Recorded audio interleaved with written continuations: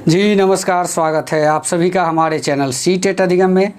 दोस्तों, जैसा कि आप सभी को मालूम है कि कल हमारे कुछ साथी जो पटना में आंदोलन किए, धरना प्रदर्शन किए, वो बहुत हद तक सफल भी हुआ। और अगर हम लोगों के लिहाज से देखा जाए तो हम लोगों के लिए एक बहुत ही शर्मनाक बात थी कि हम लोग उस आंदोलन में शामिल नहीं हो पाए। अगर हम लोगों की संख्या भारी मात्रा में हम लोग पटना की धरती पे होते तो शायद नज़ारा कुछ और ही होता। आज सारे न्यूज़पेपर, न्यूज़ चैनल पे हम लोग का जिक्र होता, क्योंकि आप देख सकते हैं हमारे कुछ ही साथी अपने मांगों को लेकर पटना सचिवालय तक गए, शिक्षा विभाग के बड़े बड़े अधिकारियों से भी मिले, लेकिन वो थे कितने? बहुत ही कम संख्या में। ऐसे में हम बता देना चाहते हैं कि जल्द ही इस चीज़ को आगे बढ़ाने के लिए कुछ नेक्स्ट कदम की ज़रूरत है, यानी कि एक और भारी संख्या में आंदोलन की ज़रूरत है। इस संबंध में नीरज जी का एक ऑडियो क्लिप आप सबसे पहले सुन ले। और दोस्तों, वीडियो क्लिप सुनने से पहले आप सभी से एक शिकायत है। वीडियो तो 100% चलता है, लेकिन सब्सक्राइबर गेन कितना होता है? 25%। तो प्लीज़ आप सब्सक्राइबर हमारे बने, और जैसे ही बड़ी अपडेट आपके पास आती है वो आपके सामने मैं रखने का काम करूँगा। जैसे कि कल का जो अपडेट था उस पर विशेष कुछ हमारे चैनल पे चला है। आपको आज मैं वीडियो में देखते रहिएगा। जो लेटर सौंपा गया है उसका हार्ड कॉपी मैं आपको दिखाने वाला हूं कि उस लेटर में क्या है, आप खुद उसको पढ़ सकते हैं। तो चलिए सबसे पहले नीरज जी के वीडियो क्लिप से अवगत होते हैं।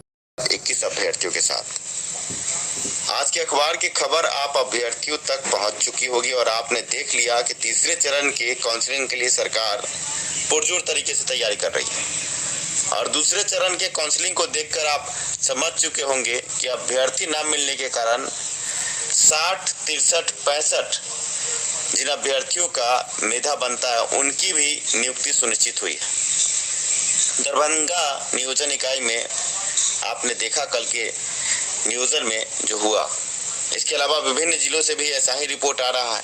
इसका मतलब है कि जिस कटअफ की आप बात कर रहे थे कि कटअफ नहीं है, सीट नहीं है, SC ST को होगा, महिला को होगा, हमारा नहीं होगा, और कल जो कटअफ गया है आप अभ्यर्थी देखकर समझ चुके होंगे कि आप अभ्यर्थियों ने कितनी बड़ी गलती की है। आगे 60, 62, 65 मेधा वाले अभ्यर्थियों का जो नियोजन है वो होगा, और उस नियोजन में आप अभ्यर्थियों का आवेदन है नहीं, तो इसलिए आपको तो कुछ मिलने से रहा।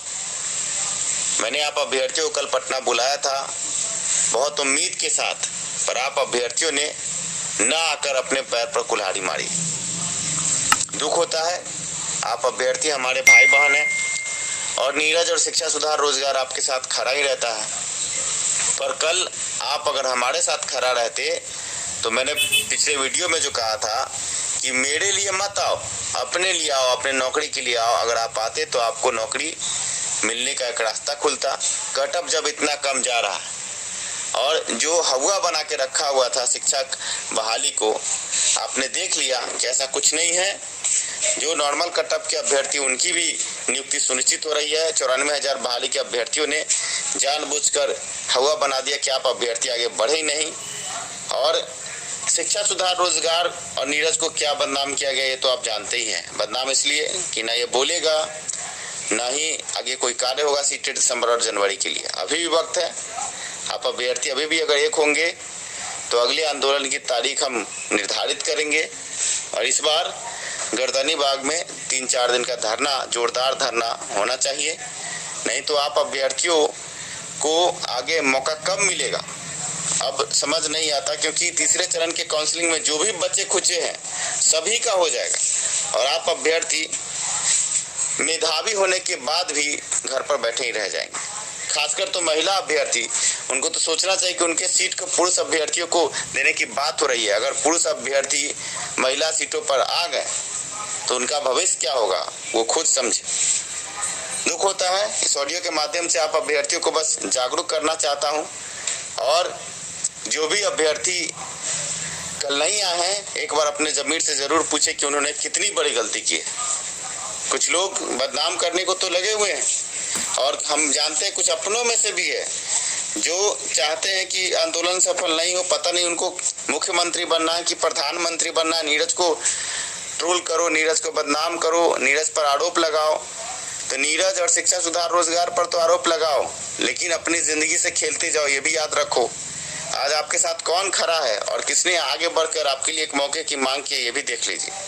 आगे आप सभी खुद समझदार हैं, किसी पर आरोप प्रत्यारोप नहीं लगाऊंगा, क्योंकि एकता में बल है और मैं एकता तोड़ना नहीं चाहता। पर आप अभ्यर्थियों को एक होना होगा, कुछ ऐसे चंद दलालों से दूर रहना होगा जो हमेशा आपको ठगने का काम करते हैं, एलपीए केस के नाम पर, तरह तरह के केस के नाम पर। और आज जब आंदोलन की बारी है तो मुंह से चंद तथाकथित चैनलों के मुंह से कुछ नहीं निकलता और चंद तथाकथित नेताओं के मुंह से कुछ नहीं निकलता। सीटेट दिसंबर और जनवरी अभ्यर्थियों के रहनुमा बनने फिरते हैं, पर जब काम की बारी आती है तो सब घर में दुबके हुए। कहीं सुनते हो किसी के मुंह से एक भी लफ्ज, जबकि सामने से बहाली जा रही है। दुख होता है। आगे देखते हैं अगले आंदोलन की तारीख कब निकल कर आती है, पर पहले आप अभ्यर्थियों में जागरूकता है, उसके बाद। धन्यवाद।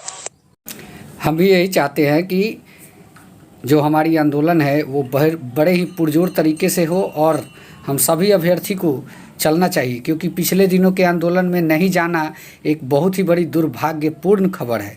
इससे संगठन जो है हम लोग का, जो मांग हम लोग का है, कहीं ना कहीं कमज़ोर हो जाएगा। इसलिए अगर जैसे ही कोई अगली डेट होती है तो उस पर सभी लोग चलने का कष्ट करेंगे। इससे सबका फ़ायदा है, किसी व्यक्ति विशेष का फ़ायदा नहीं है।